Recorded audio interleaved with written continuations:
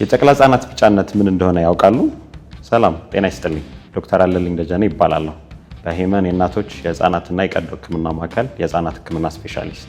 ጨቅላ ህጻናት ቢጫነት በጨቅላ ህጻናት ላይ በብዛት ከሚከሰቱ የጤና ችግሮች አንዱ ሲሆን ይህም የጨቅላ ህጻናት የተለያዩ የሰውነት ክፍሎቻቸው ላይ የቆዳ ከለራቸው ወደ ቢጫነት መቀየር ነው። ህጻናት በተወለዱ ከ7 እስከ 10 ቀን ባለው ጊዜ ውስጥ የሚከሰት ሲሆን በቀናቸው የተወለዱ ወይም ተርም የሚባሉ ህጻናት ላይ እስከ 60% ወይም ደግሞ ቀናቸው ሳይደርስ የተወለዱ ፕሪተርም የሚባሉ ከ9 ወር በታች ያሉ ህጻናት ላይ እስከ 80% ሊከሰት ይችላል።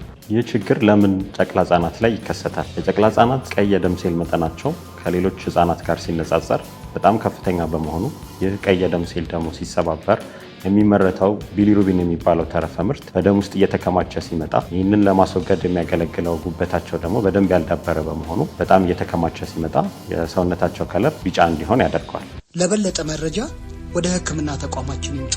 ሄመን የእናቶችና የህፃናት ቤት